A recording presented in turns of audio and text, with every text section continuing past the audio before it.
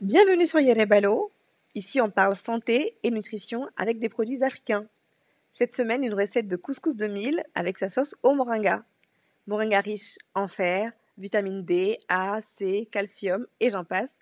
Et le mil en fibres, en glucides pour la digestion.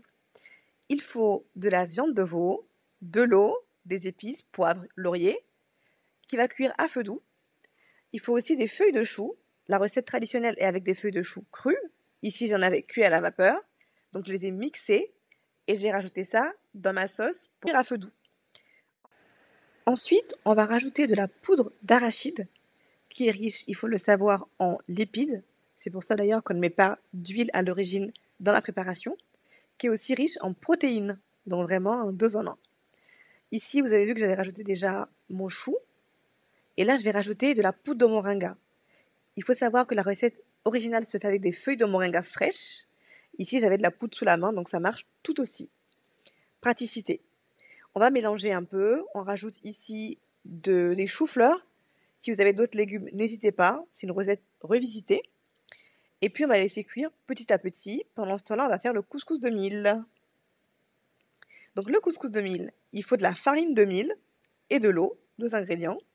Et on va faire ça comme à l'ancienne. Donc, mettez de l'eau dans votre farine. Il faut mélanger. Il faut passer au tamis spécial pour couscous. Ce que je n'avais pas sous la main. Donc, j'ai fait avec le tamis que je pouvais avoir. Et donc, c'est pour ça que les grains n'étaient pas uniformes. Mais un tamis spécial couscous, ça fera l'affaire. Pendant ce temps-là, la sauce, on vérifie que ça cuit bien. La viande est bien cuite.